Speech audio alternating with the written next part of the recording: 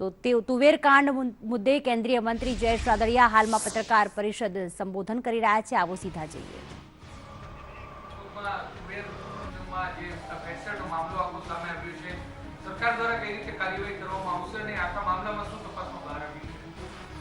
गई काले Keshod marketing Edna centre पर तुवेरनी जे खरीदी थई रही थी एमां अंदाजे 3241 गुणी में नबड़ी हल्की गुणवत्तावाળી तुवेर होવાનું બહાર આવ્યું છે।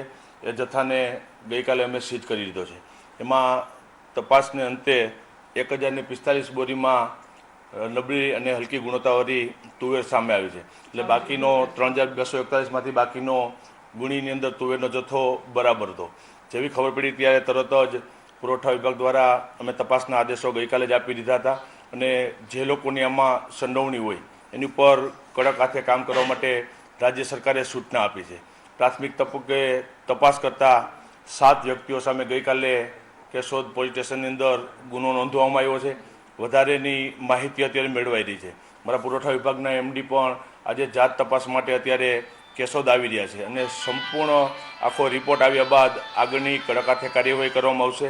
રાજ્ય સરકાર પહેલેથી જ પારદર્શક વહીવટ માટે કટિબદ્ધ છે અને આવા વ્યક્તિઓને કોઈ પણ કાળે છોડવામાં નહીં આવીને ગમે એવા ચમરબંધી હશે તો પણ કડકમાં કડક હાથે કાર્યવાહી કરી અને આવનાર દિવસોની અંદર પણ આવી 1-2% પણ ઘટના ક્યાંય ન બને માટે રાજ્ય સરકાર કટિબદ્ધ છે। સર શું કહેજો કારણ કે મગફળીમાં પણ આ પ્રકારનું જ કૌભાંડ સામે આવ્યું હતું ત્યારે સરકારની આંખ ન ખુલી કે અત્યારે આ પ્રકારનું કૌભાંડ સામે આવ્યું કારણ કે એ જ મોડસ ઓપરેન્ડીથી આ કૌભાંડ આચરવામાં આવ્યું છે।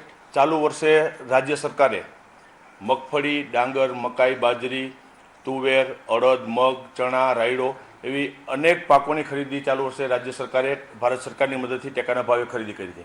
મગફળીની ટેકાના ભાવે 1000 રૂપિયાના ભાવે ખરીદી રાજ્ય સરકારના પુરવઠા વિભાગ દ્વારા કરવામાં આવી। લગભગ અંદાજે રાજ્યના 122 સેન્ટર ઉપરથી 2,40,000થી વધુ ખેડૂતોની 4.5 લાખ મેટ્રિક ટન મગફળીની ખરીદી કરવામાં આવી। એક પણ જગ્યાએ ખેડૂતોને ક્યાંય મુશ્કેલી પડી નથી। માલ પણ ગોડાઉન સુધી વ્યવસ્થિત રીતે પહોંચાડી દેવામાં આવ્યો છે। ગ્રેડર દ્વારા એનું વ્યવસ્થિત રીતે સેમ્પલિંગ કરી અને આખા રાજ્યમાં મગફળીમાં ક્યાંય પ્રશ્ન ઊભો થયો નથી।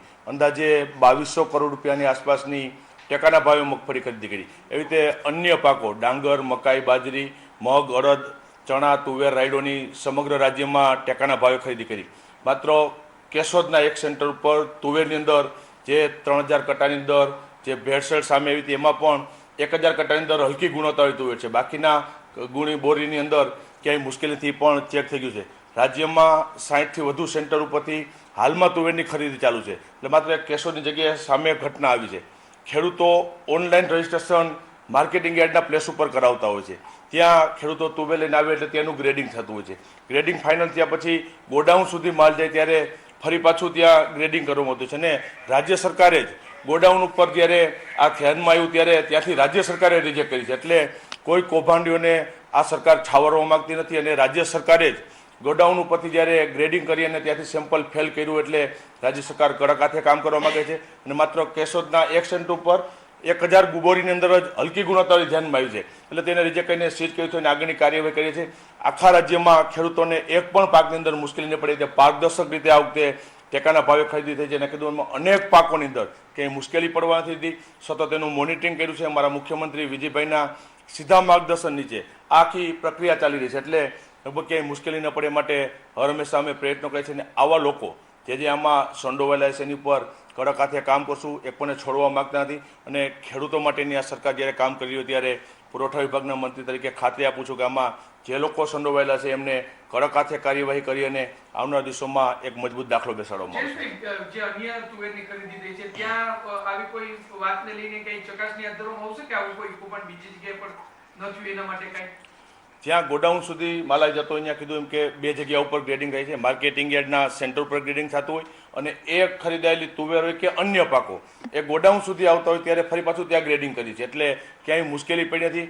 મગફળીની અંદર પણ કીધું કે 2,40,000 ખેડૂતોની 4.5 લાખ મેટ્રિક ટન મગફળી વ્યવસ્થિત રીતે પારદર્શક રીતે ગોડાઉન સુધી સફળ રીતે પહોંચે, ક્યાંય મુશ્કેલી નથી। આ એક સેન્ટર ઉપર ધ્યાનમાં આવ્યું, એ સરકારને ધ્યાનમાં આવ્યું છે, સરકારે ત્યાં નાફેડ દ્વારા ગ્રેડિંગ કરાવ્યું, એમાં ધ્યાનમાં આવ્યું છે। એટલે સરકાર હંમેશા ચિંતિત હોય છે અને એના કારણે જ આ લોકોનું બહાર આવ્યું છે।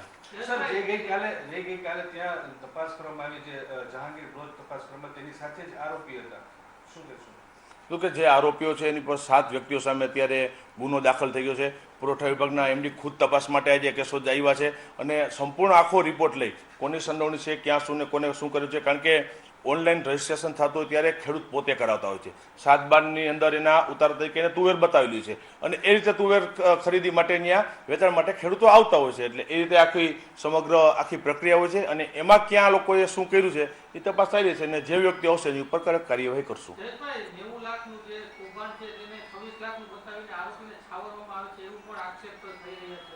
કીધું ક્યાંય આરોપીને છાવરવાની વાત નથી.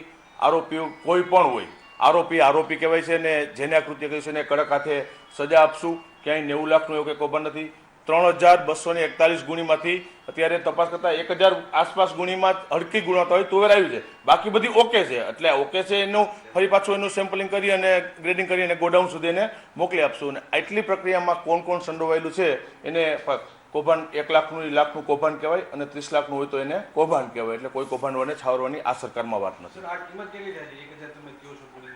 અને અત્યારે સમગ્ર મામલા દરમિયાન પ્રાથમિક તપાસમાં અત્યારે 27, 28, 29 લાખ આસપાસનું અત્યારે ફિગર આવ્યો છે અને વધુ અત્યારે તપાસ આધારે છે ફિગરો મેળવાઈ રહ્યા છે.